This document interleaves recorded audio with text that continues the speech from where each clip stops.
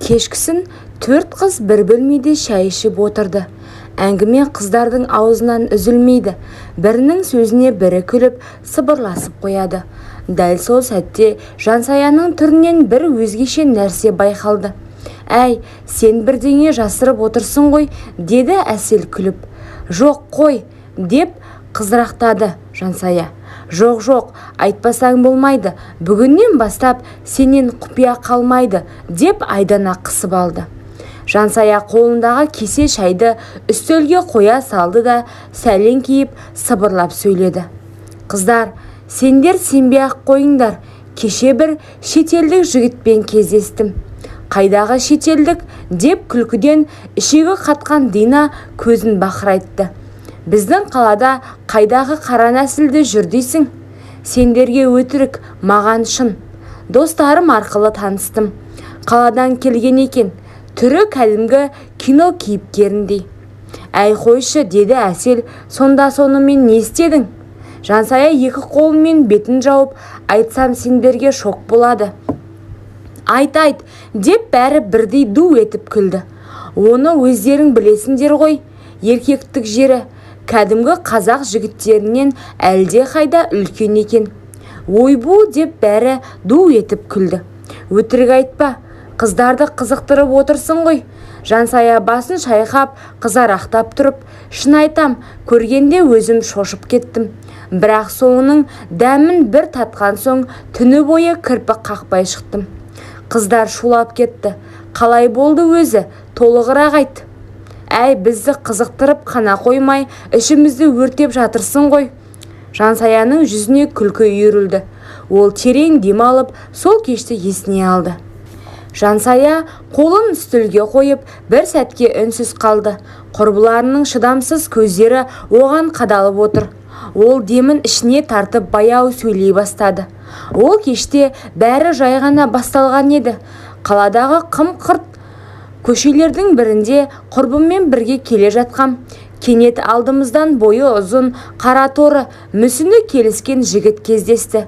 Жымиып жылы амандасты. Алғашында тосырқап қалдым, бірақ оның көз қарасында бір жұмбақ тартылыс бар еді.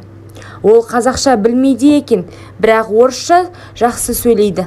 Даусы қоңыр, құлаққа жағымды. Бірден сенім ұялатты. Сөздері нәзік, әр қимылы әдепті.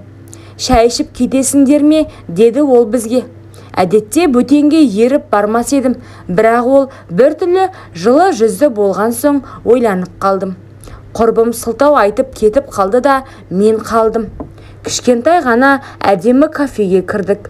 Музыка баяу ойнап тұр. Ол маған көзімен қарап отырып, әңгіме айтқанда уақыт тоқтап қалғандай болды. Оның жанында қорқыныш емес, керісінше қауіпсіздік сезілді. «Сенің көзің ерекше екен», деді ол күлімдеп. Жүрегім зу ете қалды. Қарап тұрсам, оның күлкісінде шынайылық бар. Сол сәтте іштей бір шешім қабылдағанымды сездім. Бұл жігітпен бірге болатынымды. Жансая әңгімесін тоқтата бергенде қыздар шыдай алмай шулап кетті. «Ой, сонда не болды кейін? Үйге шақырды ма, әлде кафеде ғана отырдыңдар ма? Қойма, қазір айтпасаң бізді күйдіріп өлесің». Жансая ақырын жымиып даусын бәсеңдетті. «Әрине, ол мені үйіне шақырды». Жансая бір сәтке көзін төмен салды. Құрбылары тып-тыныш тыңдап отыр. Біреуі демін ішіне тартып қойған. «Қыздар», деді ол ақырын. «Үйіне барғанда жүрегім тоқтап қала жаздады». Пәтері шағын, бірақ таза сәнді еді. Терезеден қаланың түнгі шамдары жарқырап көрінеді. Ол маған жылы жымиып, «Қорықпа, сен менімен қауіпсізсің», деді. Осы сөзден кейін бойым босаңсып сала берді. Үстімнен күртемді шешіп жатқанымда ол қасына жақындап, иығыма қолын қойды. Қолының ыстығы денеме тарап кеткенде тұла бойым дір етті. Ол бетіме үңіліп, ақырын ғана сүйді. Сүйісі баяу, бірақ оттай еді. Сол сәтте бүкіл жаным езіліп кеткендей болды. Құшағына қысқанда кеудесінен жүрек соғысын сездім. Бойыма беймәлім бір толқыныш жүгіріп өтті. Әр қимылы нәзік, бірақ жанымды билеп алды. «Сен әдемісің», деді ол сыбырлап. сол сөзден кейін өзімді толық беріп қойғанымды сездім. Жансая әңгімесін аяқтай бергенде қыздар ду етіп күлді де шулап қоя берді. Ойбу, сен әлі балқып отырсың ғой. Айтшы, шынында қалай болды, қинамай? Кәдімгісінен шынымен айырмашылығы бар ма екен? Жансая бетін алақандарымен жауып күлді. Қыздар-ай, сендер сенбей-ақ қойыңдар, бірақ таң атқанша көз іле алмадым. Жансая аз ғана үнсіз қалды. Көздері алысты шолып, әлдебір тәтті елесті еске алғандай болды. Құрбылары да бір сөз айтпай тыңдап отыр. Қыздар, деді ол ақырын, түннің қалай өткенін білмей қалдым. Құшағынан шыққым келмеді. Қайта-қайта иіскеп шашымнан сипайды. Бір сәтке де қасымнан кетпеді. Терезеден қаланың шамдары бірте-бірте сөніп, таңғы жарық түсе бастағанда ғана есімді жидым. Ол мені құшақтап жатып, сен ерекше қызсың деді. Осы сөз жүрегімде әлі сақталып тұр. Бір түрлі сенім, бір түрлі бақыт сыйлады. Таң ата жанымда жатып ұйықтап кеткенін көрдім. Бейкүнә баладай тыныш ұйықтап жатыр. Оған қарап отырып жүрегім елжіреп кетті. Қолым дірілдеп, бетін сипағым келді. Бірақ қыздар, шынымды айтайын, менде қорқынышта болды. Бұл бір түндік қана ма, әлде ол шын мәнінде мені бағалай ма деген ой маза бермеді. Жансаяның дауысы бәсеңдегенде құрбылары бір-біріне қарап алды. Қызғанып отырмын сені, деді әсел күліп. Жоқ, қызғанбай-ақ қой, бірақ шынымен ерекше болғаны көрініп тұр, деді Айдана. Ал сонда тағы кездескің келе ме онымен, деді Дина. Жансая көзін тайдырып, ернін тістеп алды. Иә, аңсап жүрмін. Жансая әңгімесін аяқтап үнсіз қалған. Құрбылары болса шыдай алмай, бірінен соң бірі пікірлерін жаудыра бастады. Қыздар-ай, мынау әлі ғашық болып қалған сияқты ғой, деді әсел жымыңдап. Түрінен бәрі көрініп тұр. Айдана қасын керіп, бірақ сен абай бол, кейбір шетелдіктер уақытша ғана қызығады. Ертең үсті-үсті жоғалса, жүрегіңді жаралап кетпесін. Қанша дегенмен мұсылман немес қой, деді. Жоқ, меніңше, деп сөз қосты Дина. Ол шын ғашық болып қалуы да мүмкін. Көз қарасы бөлек қой, әйтпесе түн бойы қасынан кетпеседі. Қыздардың арасында бір сәтке үнсіздік орнады. Әркім өз ойына кетіп қалды.